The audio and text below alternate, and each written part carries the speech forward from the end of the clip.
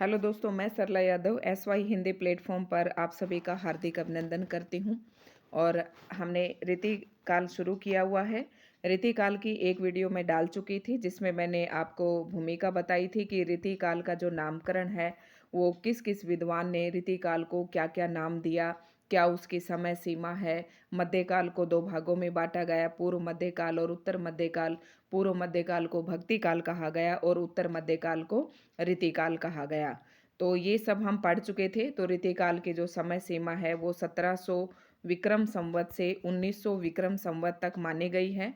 तो ये सब हम पिछली वीडियो में बातचीत कर चुके हैं और उसमें मैंने काफ़ी मोटिवेशन शब्द भी आपके लिए कहे थे, समझा दिए थे, क्योंकि मैं हर वीडियो ये चाहती हूँ कि एक वीडियो दूसरी वीडियो से कनेक्टेड हो, ताकि जो बच्चा जो नया बच्चा हो और बीच में से किसी वीडियो को देखे तो उसे समझ में आ जाए। जो बच्चा ये सब बातें सुनने का आदी नहीं है, प्लीज़ वो थोड़ा-सा आगे स्किप करके वीडियो को आगे से अपना देखना शुरू कर दें। तो आज की इस वीडियो में हम पढ़ने वाले हैं रीतिकाल की सामाजिक सांस्कृतिक पृष्ठभूमि। अब ये बात यहाँ पर बताना ज़रूरी हो जाती है, क्योंकि हम रीतिकाल पढ़ रहे हैं, तो मैंने रीतिकाल के बारे में आपको कल बता दिया था। और अब पढ़ेंगे कि जब रीतिकाल का जो साहित्य रचना हो रही थी, रीतिकाल के मतलब जब रचनाएँ लिखी जा रही थी, तो आपको पता है कि कोई भी साहित्य जो है शून्य में निर्मित नहीं होता है। कोई भी साहित्य ऐसा नहीं है कि बंद दरवाज़ा करके और उसके अंदर लिखा जाए। तो क्योंकि जो कवि होते हैं वो भी समाज में रहते हैं, और समाज के अंदर जो परिस्थितियाँ होती हैं, राजनीतिक परिस्थितियाँ हैं, सामाजिक परिस्थितियाँ हैं, धार्मिक परिस्थितियाँ हैं, साहित्यिक परिस्थितियाँ हैं, उन सभी का प्रभाव उन रचनाओं के अंदर देखा जा सकता है। तो हमें रीतिकाल की जो पृष्ठभूमि है उसे समझना बहुत ज़रूरी है।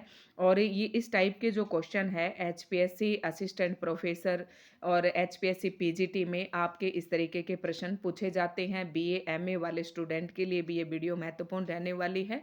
और पीजीटी टीजीटी जो एस्टेट के स्टूडेंट हैं, वो इसलिए इस वीडियो को देख ले कि जब आपका एस्टेट क्लियर हो जाएगा, जब आप ऑब्जेक्टिव देने जाओगे तो और सब्जेक्टिव होगा, उसके बाद ये वीडियो आपके लिए महत्वपूर्ण रहने वाली है। तो ये कोई भी ये ना समझे कि ये वीडियो व्यर्थ है, तो ये वीडियो ऐसे ही नहीं है। थोड़ा हम देख लेते हैं रीतिकाल की सामाजिक सांस्कृतिक पृष्ठभूमि। जैसा कि मैंने आपको बताया कि जब जैसे मान लो मैं एक कवि हूँ, तो मैं किसी न किसी समाज में तो रह रही हूँ। तो मेरे सामने जो राजनीतिक परिस्थितियाँ हैं, जो धार्मिक परिस्थितियाँ हैं, यानी कि समाज में जो कुछ भी बोलबाला है, उसका असर जो है मेरी रचनाओं पर ज़रूर पड़ेगा। क्योंकि रीतिकाल के जो कवि थे, वो ज़्यादातर अपने राज दरबार में रहते थे, दरबारी कवि हुआ करते थे वो। और दरबारी कवि होने के कारण ये क्या करते थे, राजा के प्रशंसा करते थे अपनी रचनाओं में। तो अधिकतर कवियों ने तो, जैसे कि भूषण है, भूषण ने वीरतापरक रचनाएँ लिखी, क्योंकि वो एक दरबार में रहते थे, शिवराज भूषण के दरबार में रहते थे। तो इनकी प्रशंसा करके ये लोग अपनी रचनाओं में इनकी प्रशंसा करते थे। तो जो धार्मिक प्रवृत्तियाँ थी, उनका भी रचनाओं में असर देखने को मिलता है। तो पृष्ठभूमि का मतलब है कि जब रीतिकालीन साहित्य लिखा जा रहा था, उस समय समाज के अंदर कैसी परिस्थितियाँ थी, किसका शासन था। तो सबसे पहले हम पढ़ेंगे राजनीतिक परिस्थितियां पढ़ेंगे।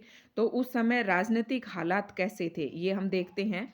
रीतिकाल ने मुगलों का वैभव काल। अब अगर ये प्रश्न आपके पास आता है कि रीतिकाल की सामाजिक सांस्कृतिक पृष्ठभूमि पर प्रकाश डालिए, या रीतिकाल की पृष्ठभूमि को आप विस्तार से वर्णन कीजिए, तो आप उसके अंदर बताएंगे राजनीतिक परिस्थितियां, सामाजिक परिस्थितियां, धार्मिक परिस्थितियां, इन सब का आप वर्णन करते हुए चलेंगे। तो ये परिस्थितियाँ हम पढ़ लेते हैं, क्योंकि अभी जो एचपीएससी सब्जेक्टिव पेपर हुआ था उसमें भी आदिकाल की परिस्थितियाँ पूछी गई थी। तो हो सकता है कि आगे किसी पेपर में रीतिकाल की पूछ ले। तो रीतिकाल की परिस्थितियों के बारे में, पृष्ठभूमि के बारे में हमें पता होना चाहिए।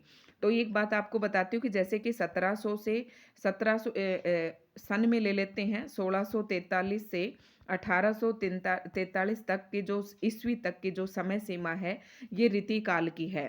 तो आपको पता है कि इस समय जो है, इस टाइम के दौरान जो है, 1843 के बाद, यानी कि 1857 के बाद हमारी 1857 में स्वतंत्रता, ये जो क्रांति होती है, स्वतंत्रता संग्राम की लड़ाई होती है। और इससे पहले आपको पता है कि हमारे देश में क्या मुगलों का शासन था। फिर मुगलों के शासन के बाद धीरे धीरे मुग़ल आए, यहाँ पर लूट-पाट की, मंदिरों को तोड़ा और मतलब हमारी हिंदू संस्कृति के अंदर मुस्लिम संस्कृति का समावेश होता चला गया।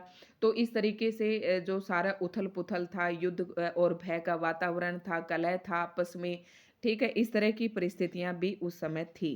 तो अब पढ़ लेते हैं कि इसमें क्या दिया हुआ है। रीतिकाल ने मुगलों का वैभव काल, यानी कि राजनीतिक परिस्थितियां पढ़ रहे हैं हम। रीतिकाल के अंदर राजनीतिक परिस्थितियां कैसी थी। रीतिकाल ने मुगलों, अब रीतिकाल की जो समय सीमा रही है 1643 से 1843, तो रीतिकाल के कवियों ने क्या क्या देखा। एक तो मुगलों का वैभव काल देखा कि मुगलों ने किस तरीके से राज्य किया। परावैभव काल मतलब जब उनका धीरे धीरे पतन हुआ, वो यहाँ से गए, तो वो भी देखा। एवं अंग्रेजों का उदय काल भी देखा। और जैसे ही मुगल गए तो उसके बाद अंग्रेजों का आगमन हो गया और लगभग 1803 ईस्वी तक क्या हुआ कि हमारा पूरे भारत पर जो है अंग्रेजों का अधिकार हो गया था। तो ये उस समय की राजनीतिक परिस्थितियां थी। और आगे शाहजहां ने क्या बनवाया, ताजमहल एवं मयूर सिंहासन जैसे वैभव के प्रतीक निर्मित कराए। किंतु 1658 ईस्वी में उसके पुत्रों औरंगजेब और दारा शिकोह में सत्ता का संघर्ष आरंभ हो गया।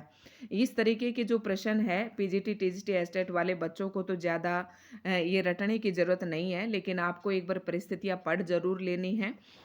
ठीक है, तो क्या था कि मैंने बताया कि रीतिकाल के अंदर मुगलों का वैभव काल देखा, परावैभव काल देखा और अंग्रेजों का उदय काल देखा। फिर आप देखेंगे कि शाहजहां ने क्या-क्या बनवाया, ताजमहल बनवाया, मयूर सिंहासन बनवाए। ये 2 चीज़ें ऐसी थी जो उनके वैभव का प्रतीक थी। किसका? मुगलों के वैभव का प्रतीक थी। लेकिन क्या हुआ कि सब कुछ ही ठीक-ठाक था, लेकिन 1658 ईस्वी में उसके पुत्रों औरंगजेब और दारा शिकोह में सत्ता का संघर्ष आरंभ हो गया। भाई-भाई आपस में लड़ने लगे। दारा की हत्या कर औरंगजेब ने सत्ता पर अधिकार किया, किंतु उसकी धार्मिक असहिष्णुता देखो बहुत ही कट्टर था। औरंगजेब जो है, इसने ये हिंदुओं पर बहुत ज़्यादा अत्याचार करता था। ठीक है, ये कट्टर मुस्लिम था, तो इसने काफ़ी हिंदुओं पर अत्याचार किए। हिंदू जनता जो थी इसकी नीतियों से बिल्कुल भी खुश नहीं थी। ठीक है, किंतु उसकी धार्मिक असहिष्णुता एवं अहम मान्यता के कारण जागीरदारों एवं हिंदू राजाओं ने उपद्रव आरंभ प्रारंभ कर दिए। मतलब जो औरंगजेब जो नीति बनाता था या जिस तरीके से सत्ता का संचालन करता था, तो हमारे जो हिंदू राजा थे वो इनको सहन नहीं हो पाया, मतलब उनको अच्छी नहीं लगी उनका जो शासन करने का तरीका था। और राजाओं ने क्या कर दिया, औरंगजेब के खिलाफ विद्रोह आरंभ कर दिए। उसके शासन का अधिकांश समय इन उपद्रवों को दबाने में ही व्यतीत हुआ। यानी कि जब हमारे जो राजा लोग थे ये उपद्रव करते थे, यानी कि उनके विरुद्ध विद्रोह करते थे, औरंगजेब के विरुद्ध विरुद्ध तो अधिकतर समय औरंगजेब का किस में व्यतीत हुआ, इन विद्रोह को दबाने में ही व्यतीत हुआ। आप आसान शब्दों में लिखिएगा।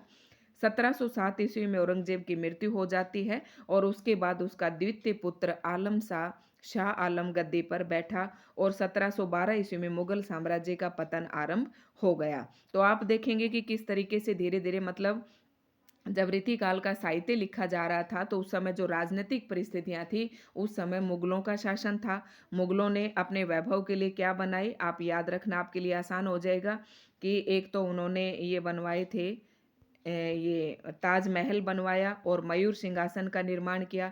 लेकिन क्या हुआ कि आपस में भाई भाई दोनों लड़ने लगे।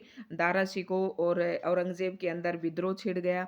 फिर उसके बाद औरंगजेब की मृत्यु के बाद उसका द्वितीय पुत्र जो है वो शाह आलम गद्दी पर बैठता है। ठीक है, और धीरे धीरे क्या हो जाता है, 1712 ईस्वी तक मुगल साम्राज्य का पतन हो जाता है। अगले 50 वर्षों तक अस्थिरता रही। अस्थिरता का मतलब है कि ऐसे ही एक के बाद एक राजा आता जा मुगल जो राजा था वो आता गया और अपना अधिकार करता गया और जाता चला गया। ये कोई ज़्यादा टाइम तक नहीं रुके, कोई 5 साल, कोई 10 साल, इस तरीके से ये चलते बने। और उस समय क्या था कि इन्होंने जो हमारे जो अशांति थी उसको तो इन्होंने बिल्कुल भंग कर दिया था। जो हमारे देश के जो राजा थे ये छोटे-छोटे राज्यों में ही बँट गए थे। जो 10-20 गाँव होते थे, उन्हीं को ही राजा क्या समझते थे, अपना देश समझने लगे। मतलब सारा देश जो है छोटे-छोटे टुकड़ों में विभाजित हो गया था। छोटे-छोटे जागीरदारों ने भी अपने को स्वतंत्र घोषित कर दिया। विलास वृत्ति में बढ़ोतरी हुई। विलास वृत्ति मतलब भोग और विलास में ज़्यादा डूबे हुए राजा जो लोग थे, उनका भोग विलास में ज़्यादा ध्यान था, प्रजा की तरफ उन्होंने ज़्यादा ध्यान नहीं दिया। केंद्रीय सत्ता की पकड़ ढीली हो गई। मतलब क्या था कि सब लोगों ने विभाजन पर जोर दिया, अपने-अपने टुकड़ों में बाँट लिया सब कुछ। किसी ने भी संपूर्ण देश को एक एक मतलब इकट्ठा करने की बात किसी ने भी नहीं सोची। 1738 में क्या हुआ, नादिर शाह का आक्रमण हो जाता है और मुगल साम्राज्य की नींव जो है ढीली पड़ जाती है। 1700 फिर उसके बाद क्या होता है, 1738 में नादिर शाह का आक्रमण हो जाता है और 1761 में अहमद शाह अब्दाली और मराठों के बीच में युद्ध होता है। आप सबको पता होगा कि 1761 में अहमद शाह अब्दाली और मराठों के बीच में पानीपत का तीसरा युद्ध हुआ था। विदेशी व्यापारियों, विशेषतः अंग्रेजों ने इस स्थिति का पूरा लाभ उठाया। मतलब देश के अंदर राजाओं के अंदर और मुगल राजाओं के अंदर और हमारे भारतीय राजपूत राजाओं के अंदर क्या था, आपस में मतलब खींचातानी चल रही थी। तो इसका फायदा धीरे धीरे किसने उठाया, अंग्रेजों ने उठाया। और धीरे धीरे शक्ति संचय करके वे 1803 तक लगभग समस्त उत्तरी भारत पर अपना आधिपत्य जमा बैठे।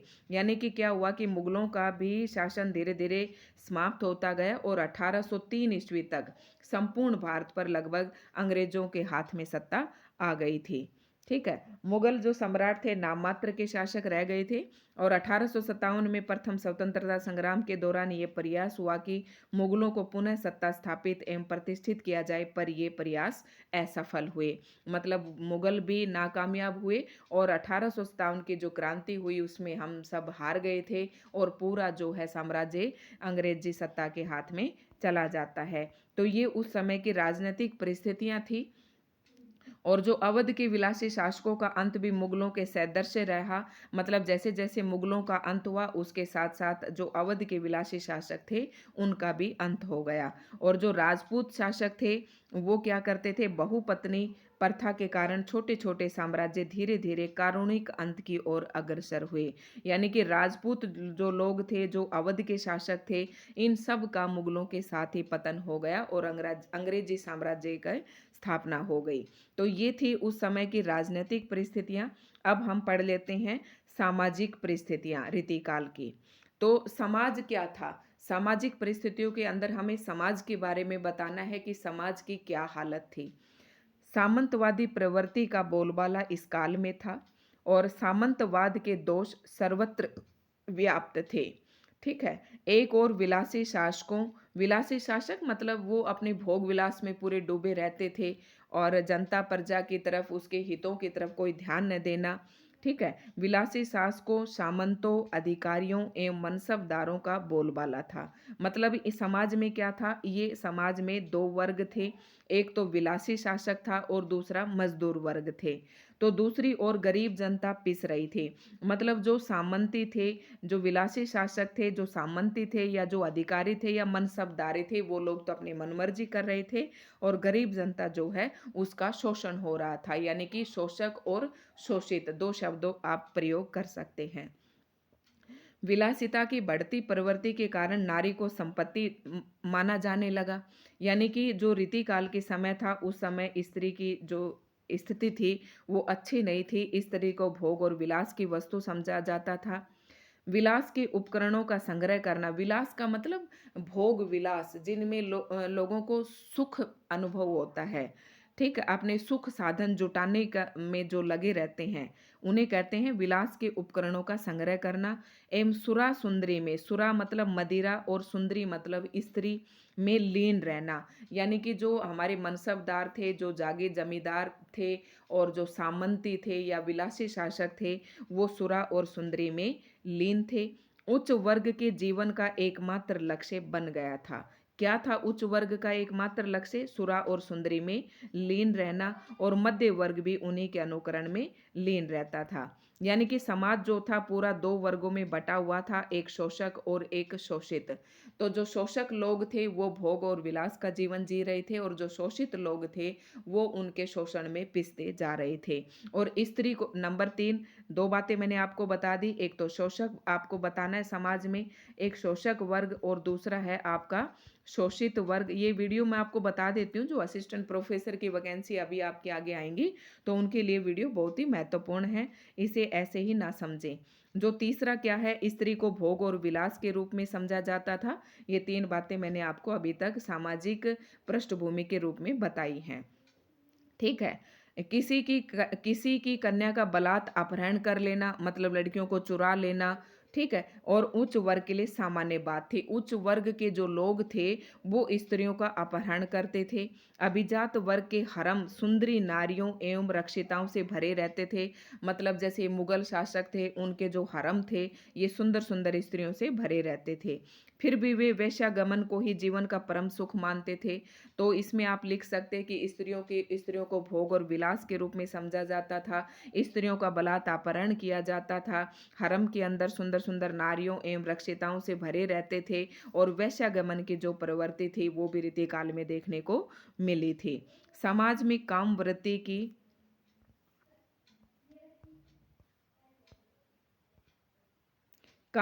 की प्रधानता थी, ठीक है? कामवृत्ति की प्रधानता थी। काम कला की शिक्षा देने वाले घटिया शिक्षक भी इसी काल में प्रचुरता से हुए। विलासी माता पिता की संतानें भी अनैतिक कार्यों में लीन रहते थे। यानी कि जो राजा महाराजा थे, जो उच्च वर्ग था उस समय समाज में, उनकी संतानें भी क्या थी, अनैतिक कार्यों में लीन रहती थी। विवाहित स्त्रियां भी पति प्रेम न पाने के कारण इधर उधर प्रेम संबंध बनाती रहती थी। निष्कर्ष ये कि समाज का नैतिक अंकुश स्थिर हो गया था। मतलब क्या था कि इस तरह का चारों तरफ बोलबाला था, लड़कियों का अपहरण किया जाता था, ठीक है? और मुसलमान जो लोग थे, ये भी स्त्रियों का मतलब शोषण करते थे। और जो विवाहित स्त्रियां थी, उन्हें भी अपने पति का प्रेम न मिलने के कारण वो इधर उधर प्रेम संबंध बनाती फिरती थी। तो मतलब ये था कि समाज के अंदर जो नैतिकता थी वो बिल्कुल खत्म हो चुकी थी एवं विलास वृत्ति की प्रधानता सर्वत्र व्याप्त थी। आप पॉइंट ये नोट कर सकते हैं कि रीतिकाल के अंदर विलास वृत्ति की प्रधानता सर्वत्र व्याप्त थी। नैतिकता बिल्कुल स्थिर हो चुकी थी। इस तरीके से आप पॉइंट बनाकर इसे लिख सकते हैं। आगे और देखते हैं। आप चाहें तो यहाँ पर एक-एक, दो-दो जो है आप रचनाओं के जो पैराग्राफ हैं, वो आप पंक्तियाँ 1-2 कवियों की लिख सकते हैं। सांस्कृतिक परिस्थितियाँ कैसी थी? अभी तक हमने राजनीतिक परिस्थितियाँ पढ़ी और सामाजिक परिस्थितियाँ पढ़ी। तीसरे नंबर पर आती है हमारी सांस्कृतिक परिस्थितियाँ। संस्कृति के अंदर हमारी आ जाती है कला, हमारी चित्रकला, हमारी संगीत, मूर्ति कला, ये सब हमारे इस मंदिर वगैरह, ये सब हमारी संस्कृति के अंदर आ जाते हैं। तो अब देखते हैं कि सांस्कृतिक हालात उस समय कैसे थे। अकबर, जहांगीर एवं शाहजहाँ की उदार नीति के कारण हिंदू मुस्लिम संस्कृतियों में जो समन्वय हुआ, वह औरंगजेब की कट्टर धार्मिक नीति के कारण छिन्न भिन्न हो गया। मतलब जो औरंगजेब था उससे पहले तो फिर भी हिंदू और मुस्लिम संस्कृति में थोड़ी सी एकता दिखाई दे रही थी। मतलब समन्वय का मतलब है कि सामंजस्य बैठाने की जो कोशिश की जा रही थी, वो औरंगजेब के समय में आकर बिल्कुल छिन्न भिन्न हो गई। मंदिर और मठों के जो पीठाधीश भी लोभी प्रवृत्ति के कारण राजाओं और सेठों को गुरु दीक्षा देकर भौतिक लाभ प्राप्त कर रहे थे। मतलब जो मंदिर थे और जो मठ थे, उनके अंदर जो उनके पीठाधीश थे, वो भी लोभी प्रवृत्ति के हो गए थे। ठीक है? रामकृष्ण की लीलाओं में अपने विलासी जीवन की संगति खोजी जा रही थी। मतलब हर जगह वह धर्म की आड़ में भी विलासिता का जीवन जी रहे थे। हिंदू और मुसलमान दोनों ही धर्म के मूलभूत सिद्धांतों से दूर हटकर कर्म कांड एवं बाह्य आडंबरों तक सीमित रह गए थे।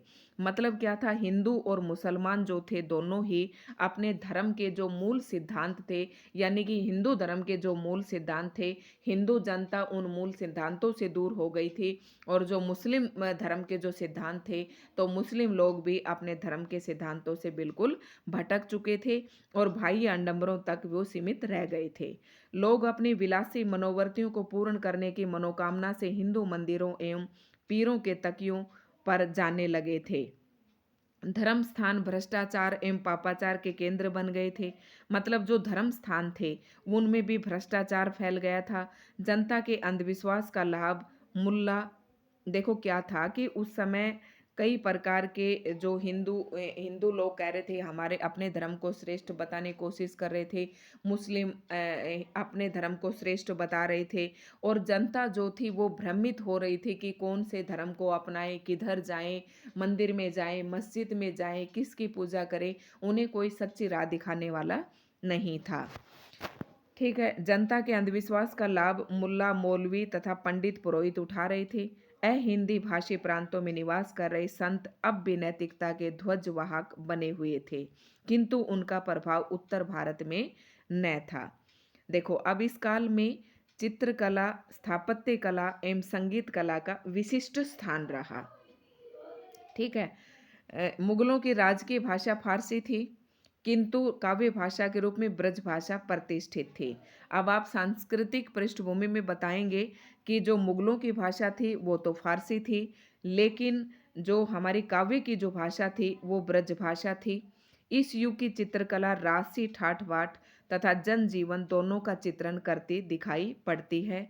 राजस्थानी शैली एवं कांगड़ा शैली के चित्रों में रागमाला एवं राधा कृष्ण की लीलाओं, लोक गाथाओं, महाभारत की कथाओं का चित्रण हुआ। क्या कह रहे हैं, बात को समझने की कोशिश करें। इस युग की जो चित्रकला थी, यानी कि रीति काल के अंदर, यानी कि 1643 से और 1843 के बीच की जो चित्रकला का युग था, वो राशि ठाठ बाट तथा जनजीवन, मतलब एक तो राशि ठाठ बाट और एक सामान्य जनजीवन, दोनों का ही चित्रण करती दिखाई पड़ती है। राजस्थानी शैली, उस समय चित्रकला में कौन सी शैली प्रयोग की जाती थी? राजस्थानी शैली और कांगड़ा शैली के चित्रों में इस तरह के चित्र बनाए जा रहे थे। जो चित्रकला थी उसमें राजस्थानी शैली का प्रभाव था और कांगड़ा शैली का। रागमाला एवं राधा कृष्ण की लीलाओं, लोक गाथाओं, महाभारत की कथाओं का भी चित्रण किया गया। मतलब चित्रकला के अंदर इन सब का वर्णन किया गया। शाहजहां के द्वारा बनवाई गई इमारतों में सौंदर्य का समावेश हुआ। देखो, शाहजहां ने जो इमारतें बनवाई उनमें भी सौंदर्य का समावेश हुआ। आगरा का ताजमहल तथा दिल्ली के लाल किले का दीवाने खास इस दृष्टि से उल्लेखनीय है। यानी कि इस पंक्ति पर आप ध्यान रखना कि सब कुछ, राजनीतिक परिस्थितियां भी अच्छी नहीं थी, सामाजिक परिस्थितियां भी अच्छी नहीं थी, लेकिन जो सांस्कृतिक परिस्थितियां थी, ये जो हम पढ़ रहे हैं सांस्कृतिक जो परिस्थितियां हैं, वो ऐसी थी कि ये लाइन यहाँ पर आई थी, बहुत ही अच्छी थी ये। इस काल में चित्रकला, स्थापत्य कला, चित्रकला मतलब चित्रकारी, चित्रकारी में तो आपको पता है राजस्थानी शैली और कांगड़ा शैली में चित्रकारी की गई। और स्थापत्य कला का मतलब है कि जो इमारतें बनवाई गई, जो भवन बनवाए गए, जैसे लाल किला बनवाया गया, अभी दिल्ली में लाल किला और ताजमहल बनवाए गए, तो स्थापत्य कला के तरीके से हम उत्कर्ष काल कह सकते हैं। और संगीत कला के क्षेत्र में ये जो विशिष्ट रहा, मतलब अच्छा रहा ये समय। तो आगरा का ताजमहल तथा दिल्ली के लाल किले का दीवाने खास इस दृष्टि से उल्लेखनीय है। कवियों एवं कलाकारों ने राजाश्रय इस काल में खूब मिला, जिससे साहित्य और कला का बहुमुखी विकास हुआ। तो ये उस समय की क्या थी, सांस्कृतिक पृष्ठभूमियाँ थी।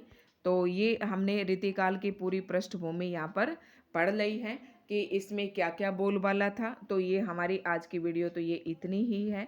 और उसके बाद जो है ये परिस्थितियां थी, सभी को पता होना चाहिए, क्योंकि ये अगर आपको देखो पृष्ठभूमि के बारे में अच्छे से पता है ना, तो उस समय की जो प्रवृत्तियां आप लिखेंगे कि रीतिकाल की प्रवृत्तियों पर प्रकाश डालिए, तो आपके लिए प्रश्न को लिखना थोड़ा सा आसान हो जाता है।